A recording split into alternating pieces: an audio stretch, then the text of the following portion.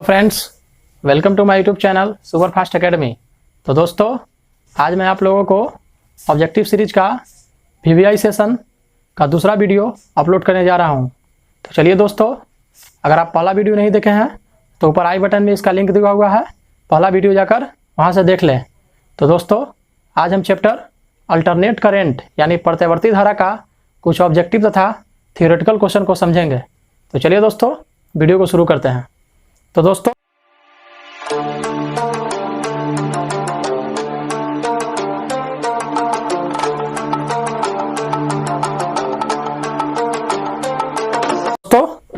देखिए सबसे पहला क्वेश्चन। तो सबसे पहला क्वेश्चन है, प्रत्यावर्ती धारा के मूल माध्य वर्ग मान और उसके शिखर मान का अनुपात क्या होता है। तो प्रत्यावर्ती धारा के मूल माध्य वर्ग मान और उसके शिखर मान का अनुपात। तो यहाँ पर देखते हैं दोस्तों, इस तरह के क्वेश्चन को रटेंगे नहीं, अगर रटेंगे तो बाद में प्रॉब्लम हो जाएगी। तो चलिए इसको कॉन्सेप्ट को समझते हैं। तो देखिए क्या कर रहा है, मूल वर्ग माध्य मान, मूल वर्ग माध्य मान। तो प्रत्यावर्ती धारा का मूल वर्ग माध्य मान होता है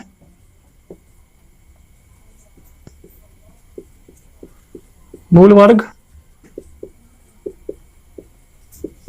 माध्य मान होता है I0/√2 तथा शिखर मान, तो इसका शिखर मान होता है I0 यानी I0 क्या कहते हैं, शिखर मान। तो इन दोनों का क्या पूछ रहा है, रेशियो। तो इन दोनों का रेशियो करेंगे, यानी मूल वर्ग माध्य मान तथा शिखर मान, शिखर मान। तो मूल वर्ग माध्य मान कितना है मेरा, I0/√2 तथा शिखर मान कितना है I0। तो क्या आ जाएगा यहां से, I0/√2 यानी I0/√2 इंटू 1/I0। तो I0 यहां से कट जाएगा, तो क्या बच गया 1/√2। तो इसका कितना आंसर हो जाएगा 1/√2 यानी 1:2। ये इसका हो जाएगा आंसर। तो इस तरह आंसर हुआ मेरा 1/√2 यानी बी, आंसर बी है। तो चलिए उसी तरह दूसरा क्वेश्चन को देखते हैं। तो दूसरा क्वेश्चन है, एक पूरे चक्र में प्रत्यावर्ती धारा का माध्य मान क्या होता है। तो दोस्तों, एक पूरे चक्र में प्रत्यावर्ती धारा का माध्य मान 0 होता है। कितना होता है, 0। तो चलिए तीसरा क्वेश्चन देखते हैं। यदि किसी परिपथ के प्रत्यावर्ती विद्युत वाहक बल का शिखर मान सिग्मा 0 है तो वर्ग माध्य मूल मान होगा। तो वर्ग माध्य मूल मान के लिए क्या कहें, अगर यहाँ शिखर मान कितना था, यहाँ अगर शिखर मान था I0 तो इसका वर्ग मूल माध्य क्या होता है I0/√2। उसी तरह अगर यहाँ वर्ग माध्य मान कितना है सिग्मा 0, तो इसीलिए इसका वर्ग माध्य मूल मान कितना हो जाएगा सिग्मा 0/√2। ये हो गया इसका आंसर, ये हो गया इसका आंसर। उसी तरह चलिए तीसरा क्वेश्चन को देखते हैं। तो तीसरा क्वेश्चन देख लिए, यानी चौथा क्वेश्चन, एलआर परिपथ की प्रतिबाधा, एलआर परिपथ की प्रतिबाधा। तो इसका प्रतिबाधा होता है √R² प्लस ओमेगा² प्लस L²। इसकी प्रतिबाधा क्या होता है R² प्लस ओमेगा² L²। तो चलिए अगला क्वेश्चन देखते हैं। तो अगला क्वेश्चन है, किसी प्रत्यावर्ती परिपथ में यदि प्रतिरोध R हो तथा स्वप्रेरकत्व L हो तो tan phi का मान, तो tan phi। तो चलिए इस क्वेश्चन को देखते हैं।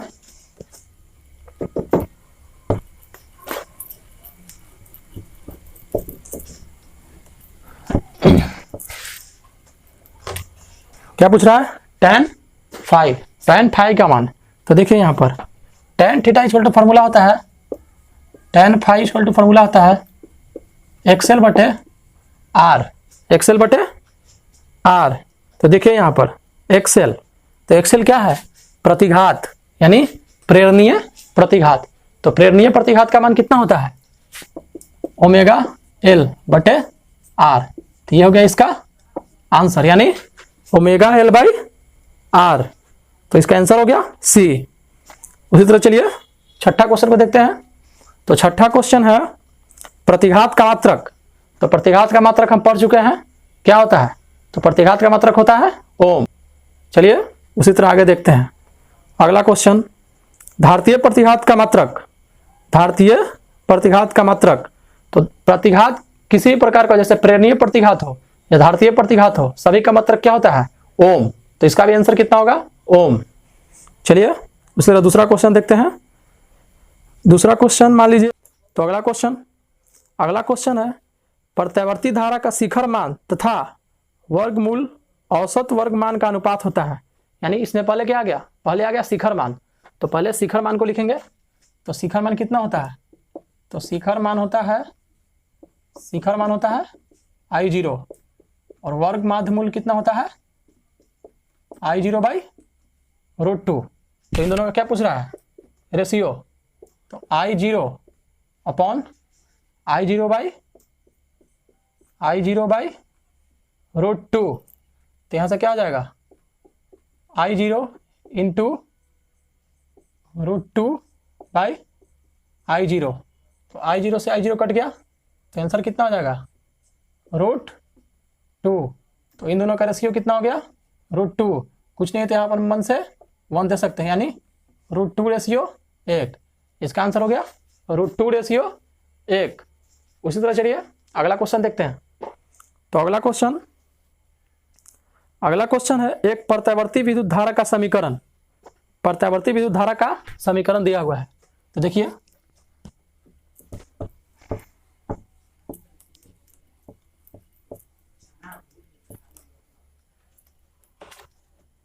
क्या दिया हुआ है? प्रत्यावर्ती विद्युत धारा का समीकरण यानी I0। I बराबर दिया हुआ है 0.6 sign 100 pi T, sign 100 pi T. तो पूछ रहा है विद्युत धारा की आवृत्ति क्या है। तो देखिए पूछ रहा है इसमें विद्युत धारा की आवृत्ति। तो सबसे पहले हम इसका व्यंजक लिखते हैं। तो इसका व्यंजक होता है I बराबर I0 sine omega T, sine omega T. तो अब यहाँ इससे टैली करके देखिए। तो I0 का मान कितना हो गया? 0.6 और ओमेगा के बदले में कितना है? 100 पाई। तो ओमेगा बराबर हो गया 100 पाई। तो यहाँ से हमें निकालना है क्या? आवृत्ति यानी एफ का वैल्यू हमें निकालना है। तो एफ का वैल्यू तो देखिए ओमेगा, तो ओमेगा इक्वल टू फॉर्मूला क्या होता है? 2 पाई एफ लिख सकते हैं, इक्वल टू 100 पाई। देखिए पाई से पाई यहाँ कट गया, 2f इक्वल टू हो गया 100, यानी f इक्वल टू कितना हो गया? 50। आवृत्ति का मतलब क्या होता है? हर्ट्ज, यानी 50 हर्ट्ज, 50 हर्ट्ज। तो इसका आंसर कितना हो गया? 50 हर्ट्ज। उसी तरह चलिए अगला क्वेश्चन को देखते हैं। तो अगला क्वेश्चन है एक प्रत्यावर्ती धारा का समीकरण दिया हुआ है। प्रत्यावर्ती धारा का समीकरण दिया हुआ है इसका I बराबर 60 sign 100 pi T, 100 pi T. तो इसका क्या निकालना है? इसका निकालना है मूल वर्ग माध्य मान यानी RMS। तो इसका क्या निकालना है? RMS current. तो देखिए IRMS, तो IRMS का फॉर्मूला होता है I0 बाई √2, I0 बाई √2। तो यहाँ से देखिए यहाँ क्या है? I0, तो I0 के बदले में कितना हो जाएगा? 60। तो 60 बाई √2, 60 बाई √2। तो अब देखिए यहाँ से 60 बाई √2 से ऊपर नीचे गुना कीजिए। तो 60 बाई √2 इंटू √2 बाई √2। अब यहाँ देखिए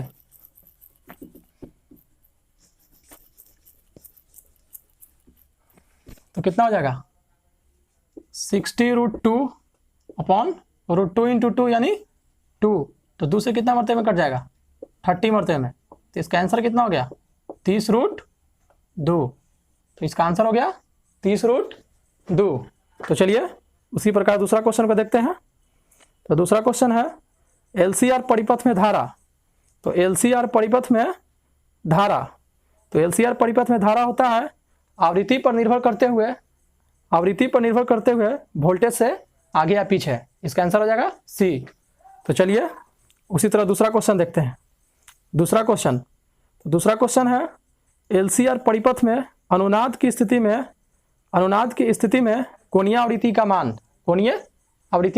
मान अनुनाद की स्थिति में। तो यहाँ देखिए अनुनाद की स्थिति में कोणीय आवृत्ति, तो अनुनाद की स्थिति में कोणीय आवृत्ति होता है omega equal to 1/√LC। Omega equal to 1/√LC, या इसका एक और फॉर्मूला होता है ओमेगा एल इक्वल टू होता है 1/ω/c। तो यहाँ से क्या लिख सकते हैं omega square equal to 1/LC। ये भी आंसर हो सकता है इसका, या ये भी हो सकता है। दोनों आंसर सही है, दोनों आंसर क्या है सही है। अभी दोनों में से कोई को भी टिक मार सकते हैं। तो चलिए उसी तरह अगला क्वेश्चन को देखते हैं। तो अगला क्वेश्चन डायनेमो का कार्य सिद्धांत आधारित है। तो डायनेमो का कार्य सिद्धांत किस पे आधारित है? तो डायनेमो का कार्य सिद्धांत विद्युत चुम्बकीय प्रेरण पर आधारित है, विद्युत चुम्बकीय प्रेरण। तो इसका आंसर हो जाएगा। तो उसी तरह अगला देखते हैं। तो अगला क्वेश्चन, वह यंत्र जो विद्युत ऊर्जा को यांत्रिक ऊर्जा में बदलता है। तो वह यंत्र जो विद्युत ऊर्जा को यांत्रिक ऊर्जा में बदलता है क्या कहलाता है? तो वह है डायनेमो। इसका आंसर क्या आ जाएगा? डायनेमो। तो चलिए अगला क्वेश्चन उसी तरह देखते हैं। तो अगला क्वेश्चन है ट्रांसफार्मर एक युक्ति है। ट्रांसफार्मर क्या है? तो हम जानते हैं, शुरू से ही पढ़ते आ रहे हैं, ट्रांसफार्मर एक ऐसी युक्ति है जो एसी वोल्टता को एसी में ही घटाने या बढ़ाने का कार्य करती है। तो इसका आंसर क्या आ जाएगा? एसी में ही घटाने या बढ़ाने का। चलिए उसी तरह अगला क्वेश्चन देखते हैं। तो अगला क्वेश्चन है यदि प्रत्यावर्ती धारा तथा विद्युत वाहक बल के बीच फाई कोण का कलांतर हो तो शक्ति गुणांक क्या बोल रहा है? अगर कलांतर फाई हो यानी धारा और कलांतर का बीच का कोण कितना है? फाई है। धारा और कलांतर के बीच का कोण कितना है? फाई दिया हुआ है। तो पूछ रहा है शक्ति गुणांक। तो देखिए किसी भी प्रत्यावर्ती धारा एवं कलांतर के बीच का कोण जो फाई होता है उसका कॉस मान ही क्या कहलाता है? पावर फैक्टर यानी शक्ति गुणांक। तो इसका आंसर क्या आ जाएगा? कॉस फाई हो जाएगा इसका आंसर। शक्ति गुणांक का मतलब होता है किसी प्रत्यावर्ती धारा परिपथ में धारा एवं कलांतर के बीच का कॉस मान ही उसका क्या कहलाता है? पावर फैक्टर यानी शक्ति गुणांक। तो चलिए अगला क्वेश्चन देखते हैं। इसका आंसर क्या हो जाएगा? Cos phi. Power factor equal to cos phi. तो चलिए उसी तरह अगला क्वेश्चन देखते हैं। तो अगला क्वेश्चन है प्रत्यावर्ती धारा परिपथ में अनुनाद की स्थिति में धारा एवं विद्युत वाहक बल के बीच कालांतर क्या होगा? धारा एवं विद्युत वाहक बल के बीच कालांतर क्या होगा? तो दोस्तों देखिए अनुनाद की स्थिति में प्रत्यावर्ती धारा परिपथ में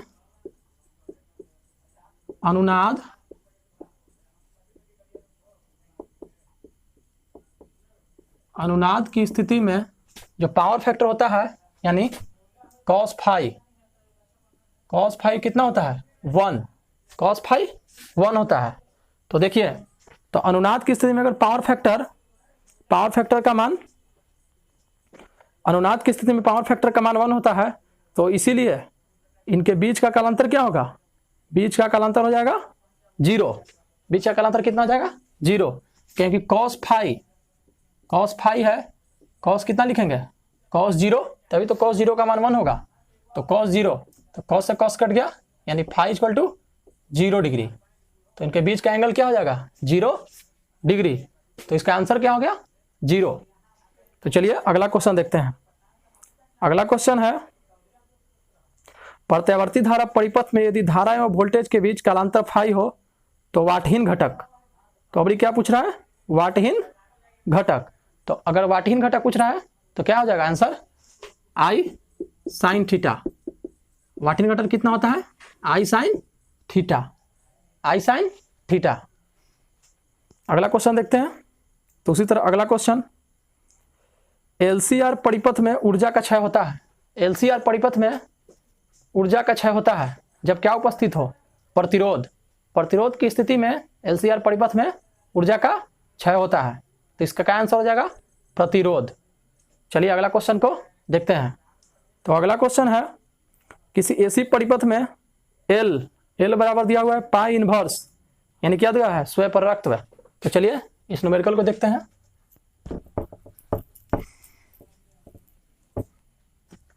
एल बराबर कितना दिया हुआ है, एल बराबर दिया हुआ है पाई इनवर्स, और आर बराबर कितना हमें दिया हुआ है 300 ओम, और ये पाई इनवर्स हेनरी है, क्योंकि स्वपरावर्तक का SI मात्रक क्या होता है, हेनरी। स्वपरावर्तक का SI मात्रक क्या होता है, हेनरी। और देखिए आवृत्ति यानी एफ कितना दिया हुआ है 200 हर्ट्ज, 200 HZ। तो निकालना है वोल्टेज और धारा के बीच कालांतर। तो वोल्टेज एवं धारा के बीच के कालांतर को किससे सूचित करते हैं, tan थीटा से। तो tan थीटा का हमें क्या निकालना है, वैल्यू। तो देखिए tan थीटा, तो इसका फॉर्मूला होता है XL अपॉन R।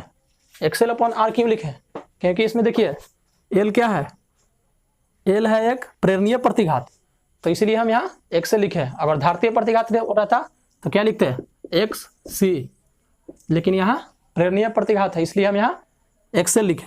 तो प्रेरणीय प्रतिघात का मान कितना होता है, तो XL का मान कितना हो जाएगा, omega L upon R, omega L upon R। तो यहाँ से देखिए ओमेगा एल अपॉन R, तो ओमेगा इसको तुम क्या लिख सकते हैं, 2 पाई एफ, पीछे देख चुके हैं फॉर्मूला में 2 पाई एफ। उसी तरह एल, तो एल का मान कितना है पाई इनवर्स, और आर का मान कितना दिया हुआ है 300, आर का मान 300। तो यहाँ चलिए 2 पाई एफ का मान भी दिया हुआ है हमें 200, एफ का मान कितना दिया हुआ है, एफ का मान दिया हुआ है 200 इंटू पाई इनवर्स है, तो इसको हम 1/पाई लिख सकते हैं, पूरा के बटे में 1/पाई, और क्या है 300। तो 2 0 से 2 0 कट गया, पाई से पाई कट गया। तो यहाँ पर आइए अब, तो tan थीटा बराबर क्या हो गया, तो tan थीटा बराबर 2 दूनी 4/3, तो थीटा बराबर क्या आ जाएगा, tan इनवर्स 4/3। ये हो गया इसका आंसर, ये हो गया इसका answer, tan inverse 4/3, tan inverse 4/3। तो चलिए अगला क्वेश्चन देखते हैं। तो अगला क्वेश्चन है एलआर परिपथ की शक्ति गुणांक। एलआर परिपथ की शक्ति गुणांक यानी उसमें क्या क्या उपस्थित है, एल और आर, यानी प्रेरणीय प्रतिघात। प्रेरणीय प्रतिघात की स्थिति में क्या पूछ रहा है, शक्ति गुणांक। प्रेरणीय प्रतिघात की स्थिति में क्या पूछ रहा है, शक्ति गुणांक। तो देखिए एल और आर की स्थिति, एल क्या हो गया प्रेरणीय प्रतिघात, और आर क्या हो गया प्रतिरोध। तो इसके स्थिति में शक्ति गुणांक, तो शक्ति गुणांक का फॉर्मूला होता है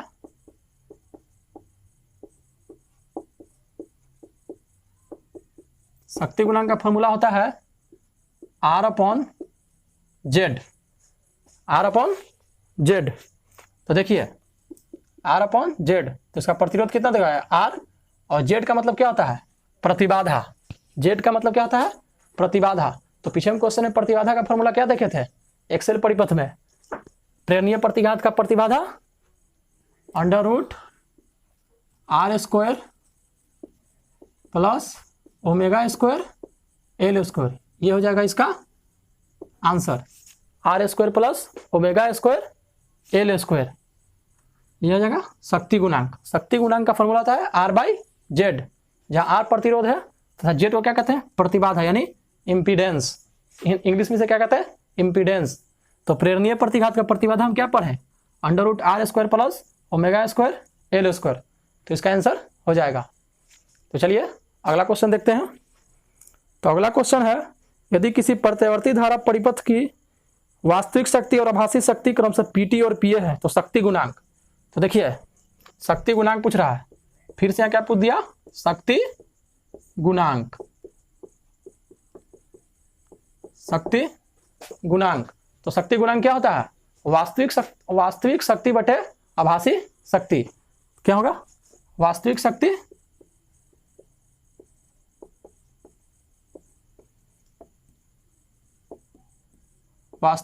बटे आभासी शक्ति। तो यहां पर वास्तविक शक्ति क्या दिया हुआ है? तो वास्तविक शक्ति दिया हुआ है PT, और आभासी शक्ति कितना है? PA। तो इसका यही पूछ रहा था कि शक्ति गुणांक क्या होगा।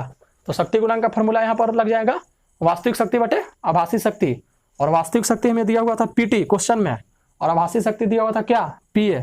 तो इसका आंसर हो जाएगा PT बटे PA, यानी वास्तविक शक्ति बटे आभासी शक्ति। तो चलिए उसी तरह अगला क्वेश्चन को देखते हैं। तो अगला क्वेश्चन पहले से मिटा लेते हैं।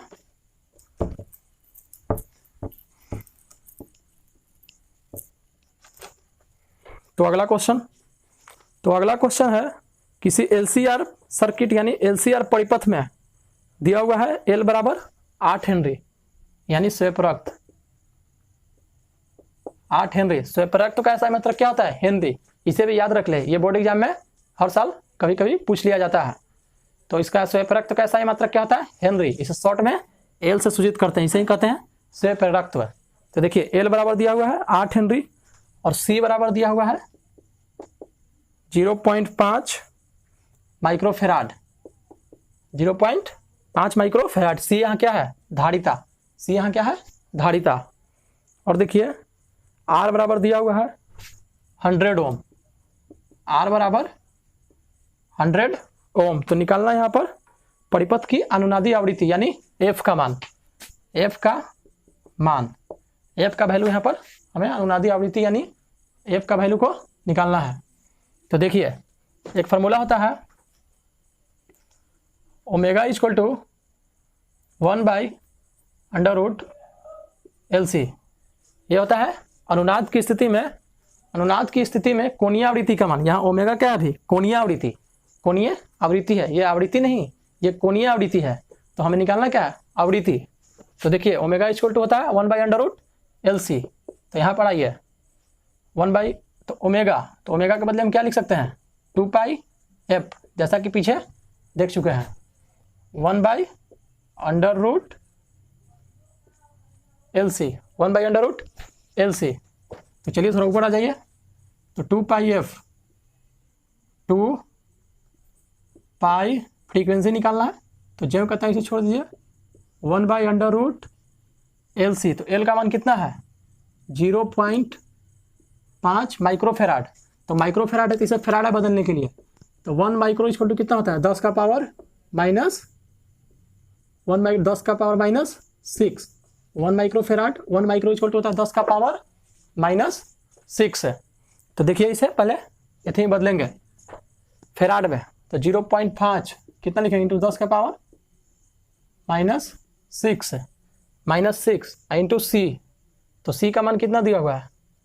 ये तो C का मान लिख दिया। अब लिखना L का मान। तो L का मान गुने 8 गुने कितना है? 8। तो यहाँ पर देखिए 2πf 1/√8 5 40। तो 40 है तो कितना हो जाएगा? 4 हो जाएगा, क्योंकि 0 पॉइंट है, 0.5 है इसलिए 8 5 40। तो 4.0 यानी सिर्फ 4 इंटू 10 का पावर -6, 10 का पावर -6। तो देखिए 2πf हो गया। 2πf इक्वल टू रूट है, तो इसको लिखेंगे 2 और इसको लिखेंगे 10 का पावर -3। आधा हो जाएगा, रूट से बाहर निकलते तो क्या होता है? आधा हो जाता है। तो 2 इंटू 10 का पावर -3। अब यहाँ पर देखिए 10 का पावर -3 हो गया तो क्या हो जाएगा? अब F इक्वल टू यहाँ पर क्या लिख सकते हैं हम? F इक्वल टू, तो F इक्वल टू यहाँ से हो जाएगा 1/4। 10 का पावर -3 तो ऊपर जाएगा तो कितना हो जाएगा? गुने 10 का पावर +3 अब बटे ये पाई यहाँ आ जाएगा। तो F इक्वल टू क्या हो गया?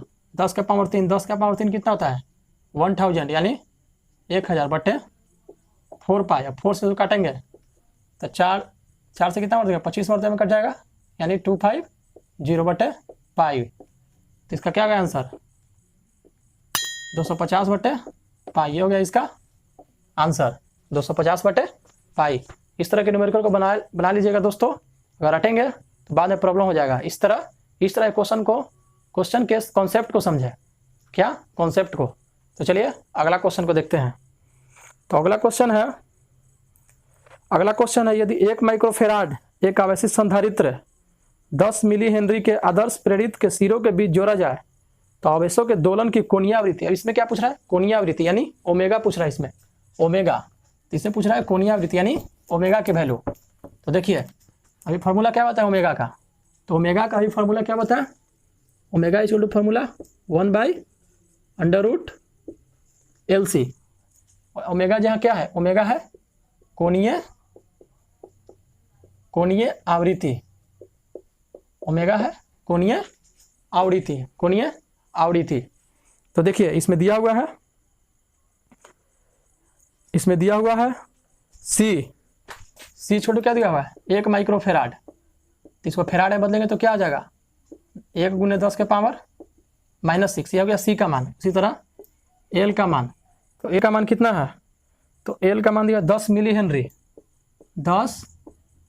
हेनरी। तो यानी देखिए मिली हेनरी है, तो मिली हेनरी के लिए हम क्या मतलब बदलेंगे हेनरी में। तो देखिए डेसी सेंटी मिली यानी 1 मिली छोड़ के कितना होगा 10 के पावर -3। तो 10 गुने क्या लिखेंगे 10 के पावर -3। तो ये पूरा क्या आ जाएगा 10 का पावर -2। अब यहाँ से इस फार्मूला पर दोनों को सेट कर देंगे। तो ओमेगा हो गया ओमेगा 1/√LC। तो एल कितना था 10 का पावर -2, सी कितना था 10 का पावर -6। तो पूरा हो जाएगा 10 का पावर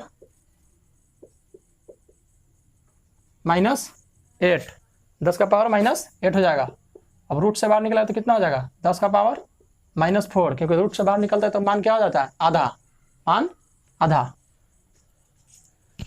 10 का पावर -4, तो यहाँ 10 का पावर -4 तो ऊपर जाएगा तो क्या जाएगा 10 का पावर +4। तो ये हो गया इसका आंसर। तो इसका आंसर कितना जाएगा कोणीय आवृत्ति इसका कितना हो गया 10 का पावर 4। ये इसका आंसर हो गया। तो चलिए दोस्तों आज के लिए बस इतना ही। इस चैप्टर में इतना ही ऑब्जेक्टिव था। इस चैप्टर को जरूर से सोल्व कर लीजिएगा, क्योंकि बोर्ड एग्जाम में इसे 2-3 क्वेश्चन या 4 क्वेश्चन जरूर आ जाते हैं। तो ठीक है दोस्तों, अगर वीडियो पसंद आए तो लाइक करें, सब्सक्राइब करें तथा शेयर भी करें। और पार्ट 1 नहीं देखे हैं तो आई बटन में लिंक दिया हुआ है, वहाँ जाकर पार्ट 1 को जरूर देख लें।